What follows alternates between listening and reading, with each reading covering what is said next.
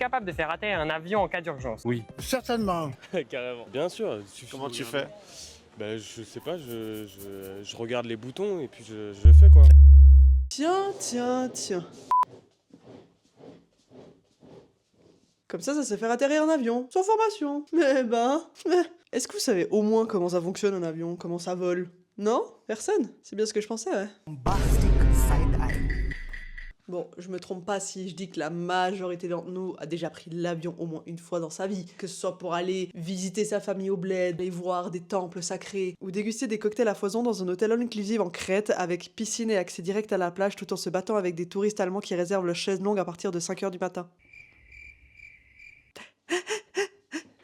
Bon, on sait, l'avion il fait ça. Et il fait ça. Et parfois, il fait ça. Peut-être...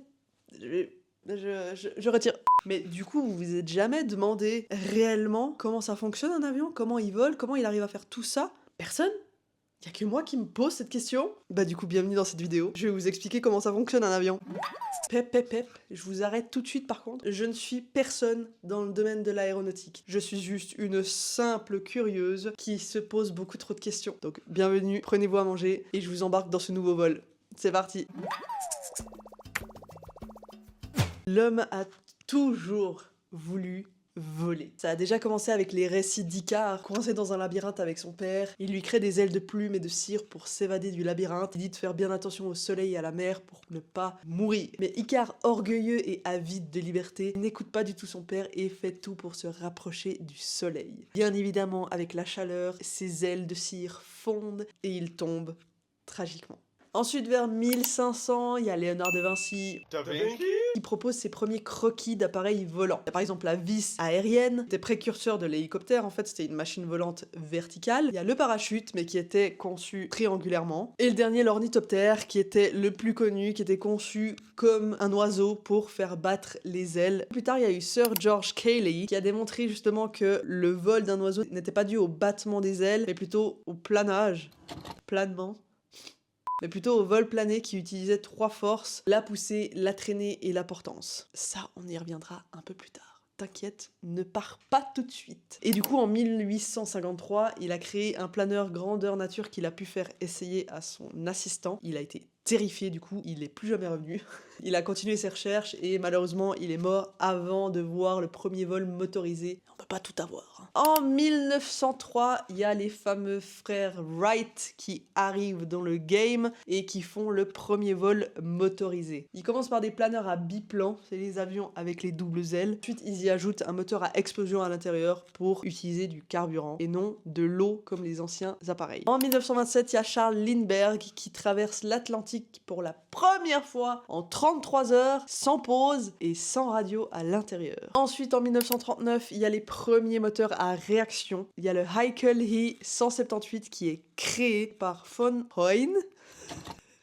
J'ai l'impression vraiment de dire n'importe comment les noms. Bon, déjà, je vous explique quand même brièvement ce que c'est la différence entre un moteur à explosion et un moteur à réaction. Le moteur à explosion, il va utiliser un mix d'air et de carburant, et du coup, il va utiliser un 4 cylindres pour compresser l'air et le carburant, et une bougie d'allumage pour créer une étincelle, et donc une explosion pour faire démarrer le moteur. Le moteur à réaction, lui, n'aura pas de cylindre, n'aura pas de bougie d'allumage, il va juste avoir un mix d'air et de carburant qui vont être comprimés par la poussée. La petite anecdote là-dedans, c'est que les Royaumes-Unis, en fait, ils voulaient pas concevoir d'autres moteurs vu que les anciens fonctionnaient plutôt bien. Ils se sont dit, bon, ça marche très bien, on va pas aider la conception d'un nouveau moteur. Et du coup, ce fameux von Hoyne a dû trouver lui-même des moyens financiers pour aller plus loin dans ses recherches et créer ces moteurs-là. Et du coup, ça a ralenti bien sûr toute la conception du moteur. Mais ils ont quand même réussi à sortir ce fameux avion, sauf qu'il a jamais été suffisamment bien pour être commercialisé. Et du coup, là, actuellement, il est seulement au musée de l'air à Berlin, parce que ça fait quand même partie de l'histoire.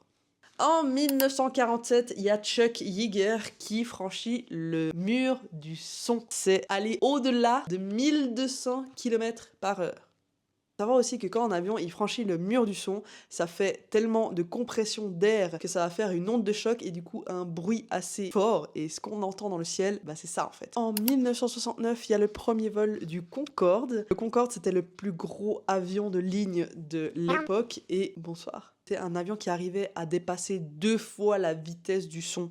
Est-ce que c'est bon pour vous? Après, c'est seulement en 1976 qu'il a été enfin utilisé pour des vols commerciaux. Après, en 2000, il y a eu le fameux crash du Concorde. Et en 2003, ils ont arrêté enfin de le commercialiser. 2 ans plus tard, en 2005, il y a eu l'apparition du Airbus A380 qui est le plus gros avion de ligne jamais utilisé à ce jour. Donc c'est les avions que vous connaissez, que vous prenez assez facilement pour aller en vacances. Et pour aller un petit peu plus loin encore, pour donner une dernière date assez significative dans l'histoire des avions, en 2016, il y a eu le Solar Impulse 2 qui a fait son premier tour du monde à 100% d'énergie solaire. Du coup, ça c'était le petit point d'histoire que je voulais absolument donner quand même. Il n'y a pas toutes les dates qui ont été données forcément, il y a eu plein d'autres personnes impliquées dans l'aéronautique, d'autres dates importantes, mais j'ai essayé de faire brièvement un peu les points les plus importants. Maintenant qu'on a trouvé une valeur un peu sûre pour voler et que ça n'a pas changé depuis des années, on va enfin pouvoir aller dans le sujet de comment ça fonctionne. Parlons déjà des étapes du vol. Il y a le roulage, le décollage, la montée, la croisière et l'atterrissage. Le roulage, c'est vraiment le moment où l'avion, en fait, il va très lentement sur la piste, il conduit sur la piste, il fait les tests de frein, il fait les tests avec la centrale pour savoir si tout va bien. C'est vraiment ce moment où il y a tous les bruits que vous entendez, un peu les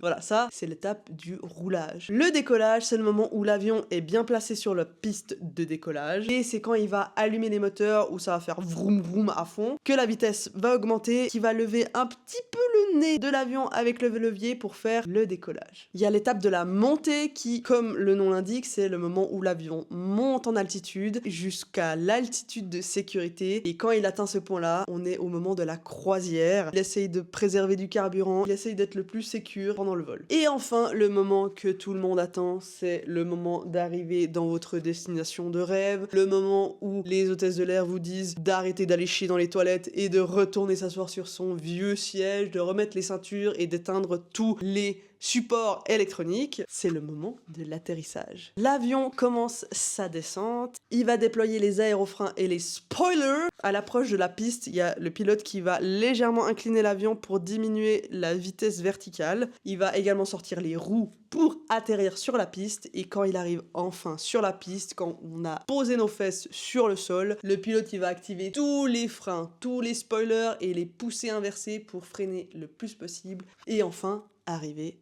à destination. Maintenant, on arrive au moment le plus important pour moi de la vidéo, c'est le moment qui me permet de comprendre le plus de choses sur le fonctionnement de l'avion. Les lois physiques. Parce que bien sûr, de dire qu'un avion il vole, il atterrit, il fait ça, il fait ci, il fait ça, ok, mais sur le papier, ça marche comment? C'est le moment pour moi qui était assez dur à comprendre forcément. Je répète, je ne suis personne, je suis encore moins ingénieur en aéronautique. J'ai simplifié au mieux ce que j'ai compris. J'espère que tout ce que je dis est correct et si bien sûr il y a des choses que j'ai oubliées, des choses qui sont plutôt fausses, n'hésitez pas à me corriger en commentaire parce que ça me ferait que du bien d'être encore plus éduqué que ce que j'essaye d'être. Donc il y a 4 lois physiques qui sont principalement utilisées pendant toutes les phases du vol d'un avion. Il y a la portance, la poussée, la traînée et le poids. Donc on va commencer par la première, la portance. C'est la force dont un objet a besoin pour vaincre son propre poids. Avec l'avion, ça se fait principalement avec les ailes, avec les stabilisateurs et le fuselage. Le fuselage, c'est la carcasse de l'avion en fait. Pour expliquer la portance, il faut aussi mentionner les 2 autres lois qui sont utilisées. La 3e loi de Newton qui dit que dès qu'une action est faite, il y a une réaction opposée de même force qui est aussi faite. Donc dans le cas de l'avion, l'air va avoir une force concentrée vers le bas et en réaction vers le haut également. Il y a aussi le principe de Bernoulli. C'est un physicien et mathématicien suisse.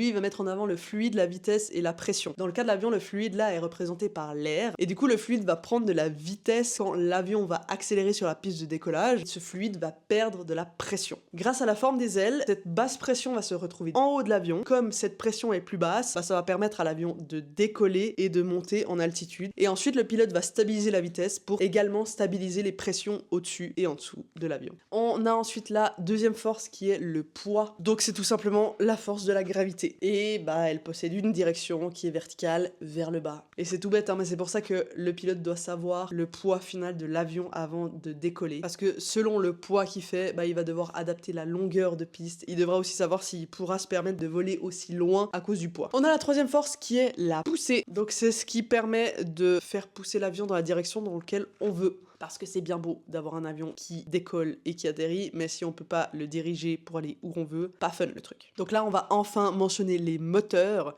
à réaction qui vont aspirer l'air, le compresser et le mélanger au carburant pour qu'il s'enflamme. Ensuite, l'air chaud va être propulsé à l'arrière de l'avion grâce aux hélices et du coup, on revient sur la troisième loi de Newton qui dit que si une force va dans un sens, on a la réaction de direction opposée.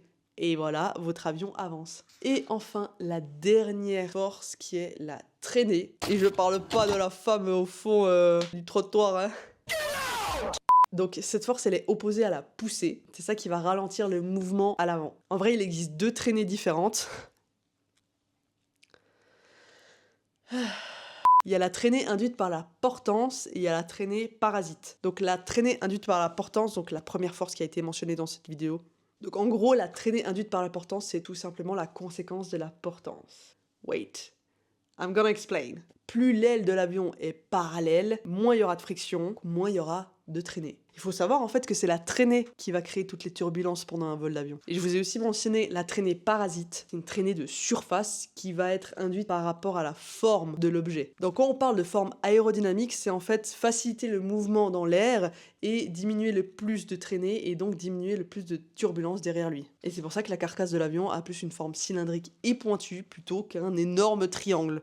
Donc maintenant j'ai donné plein de points différents et on va résumer un peu tout ça, qu'est-ce qui se passe à quel moment. Donc pendant le décollage, on a l'avion qui va utiliser la force de la poussée pour pouvoir accélérer. En atteignant la vitesse nécessaire du décollage, le pilote va utiliser le principe de la portance en inclinant l'avion pour le faire monter. Il faut savoir qu'à chaque décollage, il y a l'avion qui fait face au vent pour pouvoir augmenter la force de la portance en baissant les volets et ainsi atteindre une vitesse plus rapide et plus sécurisée. Et bon, à l'inverse, au niveau de l'atterrissage, grâce au spoiler, au frein d'atterrissage et aux autres volets, la traînée, elle va augmenter, la portance va diminuer et ainsi l'avion va décélérer. L'avion va également être face au vent et il va utiliser du coup l'inclinaison de l'avion pour diminuer la vitesse et ainsi faciliter l'atterrissage. Bon voilà, je crois que je vous ai appris tout ce que j'ai appris. Maintenant, vous savez comment un avion décolle, comment un avion atterrit, par quelle loi physique il fait ça. Donc vous pourrez un peu plus vous la péter au repas de Noël en famille. Peut-être j'ai fait des erreurs, peut-être j'ai oublié des points un peu plus cruciaux. N'hésitez pas à me corriger. Franchement, on est là pour s'instruire. Tant que c'est dans le respect, moi je suis toujours là pour apprendre. Et pendant mes recherches, j'avais aussi d'autres questions qui sont arrivées dans ma tête, dont l'impact des passagers sur le vol, l'impact météorologique. Est-ce que la météo a vraiment un impact sur la qualité d'un vol? Et puis la dernière, c'était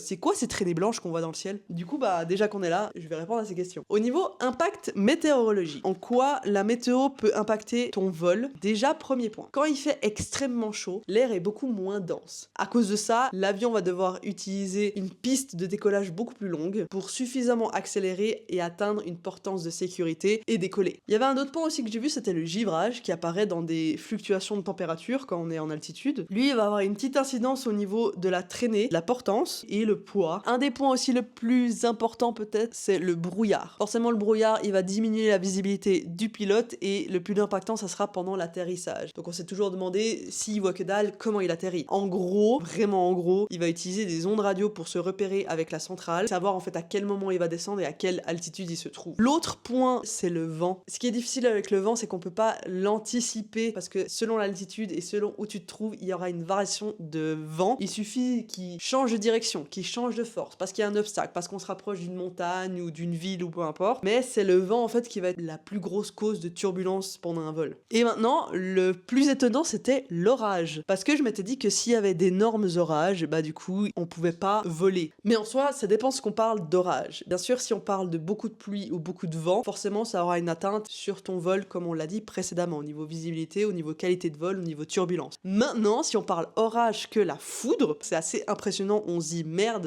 si ça chope l'avion, est-ce que ça peut casser une aile? Pas du tout. En fait, il faut savoir que l'avion est très sécurisé, il a un principe de cage de Faraday. Comme ta voiture, s'il y a la foudre qui vient, la carcasse de l'avion va te protéger de la foudre. Donc maintenant, l'impact des passagers sur le vol. Quoi, en fait, suivre les consignes de sécurité, c'est vraiment important pour le vol. Par exemple, si je mentionne de mettre le siège droit et d'ouvrir les volets quand on atterrit ou quand on décolle, ça sert à quoi? Bah en vrai c'est tout con, hein, mais c'est juste, s'il y a un problème au niveau de l'avion, c'est souvent pendant le décollage ou souvent pendant l'atterrissage, ça permet en fait de faciliter une éventuelle évacuation. Le fait d'avoir les hublots relevés, ça permet aux hôtesses de voir si tout d'un coup il y a un problème qui se passe à travers les hublots. Et enfin, le mode avion. Est-ce que c'est vraiment obligatoire et utile de mettre le mode avion sur ton téléphone? Le mode avion, en fait, à l'époque, il permettait d'éviter des interférences qui pourraient arriver aux appareils dans le cockpit. En fait, on a vu avec le temps que le risque d'interférence était quasi exclu. En fait, cette loi de mettre le mode avion pendant un vol n'est plus obligatoire depuis plusieurs années maintenant.